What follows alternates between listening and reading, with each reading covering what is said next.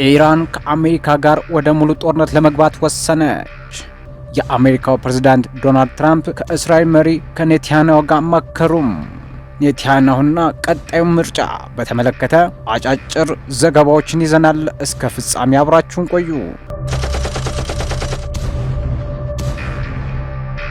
ወደ ቀዳሚው ዜና አለፍን። ኢራን ከዩናይትድ ስቴትስ ጋር ስላላት ጦርነት በቋሚነት ለማቆም የሚደረገውን ጥረት በተመለከተ ያለው የሞት አደገኛ ሁኔታ ምክንያት ፖሊሲዋን ከመከላከያ ወደ ሙሉ ጥቃት ለመቀየር ወስኗል ሲል ከፍተኛ የኢራን ባለስልጣን ሰኞ ለሮይተርስ ተናግሯል። ወደ ሰላም ድርድሮችና በሆርሙዝ ባህር ዳርቻ በኩል የነዳጅ ታንከሮች ትራፊክ እንደገና ለመጀመር የተደረገው እድገት ቆሟል። ጦርነቱ የሚያስጀምሩት አሜሪካና እስራኤል የጀመሩትን ግጭትን ለማቆም እየተንቀሳቀሱ መሆናቸውን የሚያሳይ ምንም ምልክት የለም። የኢራን አካላት በሆርሙዝ ባህር ዳርቻና በሰፊው ክልል ውጥረቶችን ለማባባስ መዘጋጀት አለባቸው፣ ምክንያቱም ኢራን አስቸጋሪ ውሳኔዎችን ለማድረግና እርምጃ ለመውሰድ ተዘጋጅታለች ሲል የኢራን ባለስልጣን ተናግሯል። የኢራን የባህር ኃይል ለማፍረስ ወቅታዊና ትክክለኛ ወታደራዊ ጥቃት እንደምትፈጽም ጨምሯል። ሰኞ ዕለት ኢራንና ዩናይትድ ስቴትስ በሰኔ ወር በተደረገውና ጦርነቱን ለማቆም የታቀደውን የጋራ የመግባባት ስምምነት ኤምኦዩ መሰረት የመጨረሻ ስምምነት ላይ ይደርሳል ተብሎ ይጠበቅ የነበረው ቀን ነው። ሰኔ 17 የተፈረመው የጋራ መግባባት ስምምነት ዋሽንግተንና ቴሄራን ስለ ኢራን የኒውክሌር መርሃ ግብር እጣ ፈንታ ያሉ ሰፋፊ ጉዳዮችን የሚሸፍን ስምምነት ላይ መድረስ ያለባቸውን የ60 ቀን ጊዜ ገደብ በጋራ ስምምነት ሊራዘም የሚችልን ያካተተ ነው። የትራምፕ መልእክተኛ ከሐማስ ጋር ከነበረው ያልተለመደ ስብሰባ በኋላ የጋዜጣ ቀንን ከኔታንያሁ ጋር ተወያዩ። የኩሽነር የኢየሩሳሌም ንግግሮች እሁድ ከሐማስ መሪ ጋር ከነበረው የካይሮ ስብሰባ በኋላ እንደ አንድ ምንጭ ገለጻ ኔታንያሁ የእስራኤል ወታደራዊ ኃይል ሐማስ ትጥቅ እስኪፈታ ድረስ ብቻ ነው የሚወስደው ብለዋል። ዲፕሎማቶች እስራኤል ከኦክቶበር ምርጫ በፊት ለጋዛ ጉልህ ማግባባት የማድረግ እድሏ አነስተኛ ነው ይላሉ። የዶናልድ ትራምፕ መልእክተኛ የልጃቸው ባል ጃሬድ ኩሽነር ሰኞ ዕለት በኢየሩሳሌም የእስራኤል ጠቅላይ ሚኒስትር ቤንያሚን ኔታንያሁ ጋር ተገናኙ። ይህ የሆነው ከአንድ ቀን በፊት ከሐማስ መሪ ጋር በካይሮ ያልተለመደ ስብሰባ ካደረጉ በኋላ የአሜሪካውን ፕሬዝዳንት የጋዛ እቅድ ለማስፋፋት ነው ተብሏል። ወደ ቀጣዩ ዘገባ አለፍን። በኦክቶበር ብሔራዊ ምርጫ የመሪነቱ ቅንጅት በመዘጋጀት ላይ የሚገኙ ኔታንያሁ በዚህ ወር የእስራኤልን የህዝብ አስተያየት የደረጃ ሰንጠረዥ እየመራ ያለው የኮርዶ በሐማስ የትጥቅ ማስፈታት በምላሹም እስራኤል ከጋዛ መውጣት በሚል የዩኤስ ድገፋውን ስምምነት በይፋ ውድቅ አድርጓል። ትራምፕ እንዳሉት ስምምነቱ በደረጃዎች ይፈጸማል። የእስራኤል ኃይሎች ትጥቅ ሲፈታ ከጋዛ ይወጣሉ። ዓለም አቀፍ የማረጋጋት ኃይልም ክልሉን ለመጠበቅ ከአዲስ የፍልስጤም ፖሊስ ኃይል ጋር ይሰራል። ነገር ግን የእስራኤል የረጅም ጊዜ መሪ የሆኑት ኔታንያሁ ሐማስና ሌሎች የታጠቁ ቡድኖች በጋዛ ሙሉ በሙሉ ትጥቅ እስኪፈቱ ድረስ የሀገሪቱ ወታደራዊ ኃይል ብቻ ነው የሚመጣው ብለዋል። ዲፕሎማቶች እስራኤል ከጥቅምት 27 ምርጫ በፊት ለጋዛ ምንም አይነት ትልቅ ስምምነት የማድረግ እድሏ የላትም ይላሉ።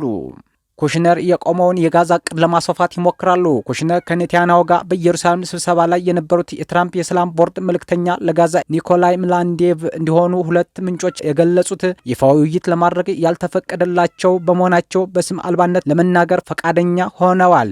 የኔታንያሁ ቢሮ ለምንጭነት ወዲያውኑ ምላሽ አልሰጠም። የተባበሩት አረብ ኤሚሬቶች ተደማጭነት ያለው የመከላከያው ምስራቅ መንግስት የቅርብ ግንኙነት ያለው የቀድሞ የተባበሩት መንግስታት ባለስልጣን የሆኑት ምላድኔቭ ባለፈው ወር የትጥቅ ማስፈታት ስምምነትን በማድረግ ሊረዷት እናም የትራምፕን የ10 ነጥብ የጦርነት ማቆሚያ እቅድ ለመተግበር ጥረቶችን እንደሚመራ ይገመታል።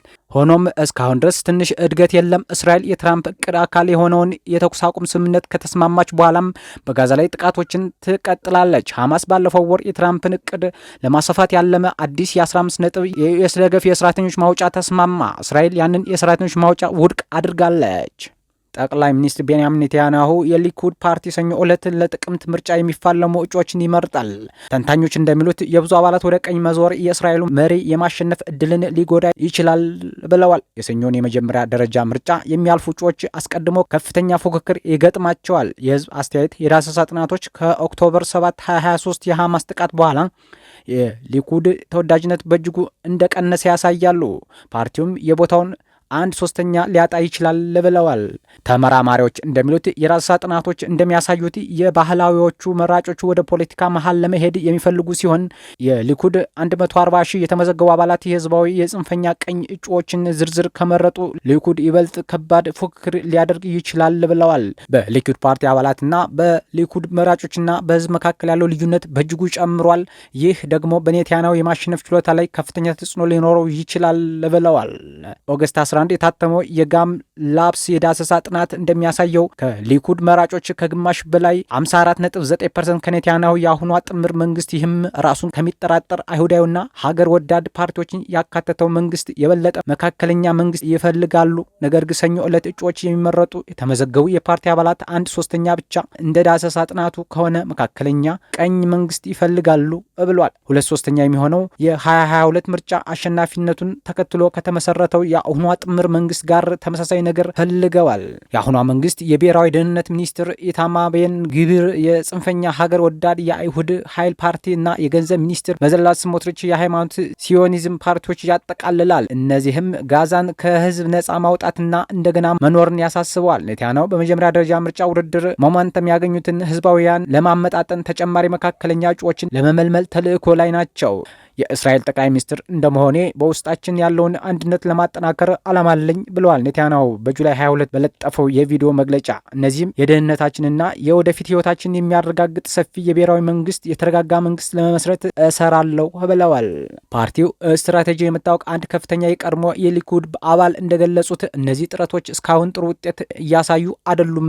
ኔታንያሁ ዝርዝሩን ካሻሻለ እና የተሻሉ ሰዎችን ካመጣ ምናልባት ሊሳካለት ይችላል፣ ነገር ግን በትክክለኛው አቅጣጫ እየሄደ አይደለም ሲሉ የቀድሞው የፓርቲ አባል አክለዋል። ተጨማሪ ዝርዝር ሳያቀርቡ 4 የቀድሞና የአሁን ከፍተኛ የሊኩድ አባል ስማቸውን ሳይገልጹ እንደገለጹት ፓርቲው ከቀድሞው ምርጫ ርቀው የሄዱትን መራጮች ለመመለስ ይለፋል ብለዋል። 5ኛ የሚሆነው መራጭ ያልወሰነ በአጋም ላብስ የዳሰሳ ጥናት ወደ 1000 የሚጠጉ የሊኩድ አባላትንና ከ1000 በላይ መራጮችን የዳሰሰ ልዩነቶቹ በተፈቀደ ጉዳዮች ላይ ሲደርሱ ይበልጥ ግልጽ ሆኑ ብሏል።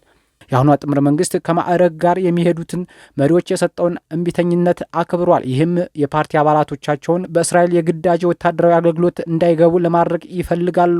ይህ ጉዳይ በተለይ በጋዛ ጦርነት ወቅት አከራካሪ ሆኗል። ኦርቶዶክስ ያልሆኑ አይሁዳውያንን የእስራኤል ረጅሙን ግጭት የመዋጋት ሸክም ለምን መሸከም እንዳለባቸው ይጠይቃሉ። እንደ አጋም ላብስ መረጃ ከሆነ ከ80% በላይ የሚሆኑ የሊኩድ መራጮች የራሱን ኦርቶዶክስ ወታደሮች ቁጥር ከፍ ለማድረግ እንደሚፈልጉ ይናገራሉ። ይህ ደግሞ በሊኩድ አባል መካከል 65% ብቻ ነው። እንደዚህ አይነት አከራካሪ ርዕሶች በድምፅ መስጫው ላይ ወሳኝ ሊሆኑ ይችላሉ። እዚያም ከጠቅላላው መራጮች 20% የሚሆኑ ያልወሰኑ ናቸው። የህዝብ አስተያየት ሰጪዎችና ተመራማሪዎች እንደሚሉት ብዙዎቹ እነዚህን ያልወሰኑት ፓርቲ ለመመለስ የሚፈልጋቸው የተበሳጩ የሊኩድ አባላት ናቸው ብለዋል። ውድ የቻናላችን ተከታታዮች የዛሬ ዘገባችን በዚህ ያጠናቅናል። ዕለታዊና አዳዲስ መረጃዎች ፈጥነው እንዲደርሱ ቻናላችን ሰብስክራይብ በማድረግ ቤተሰብ ይሁኑ።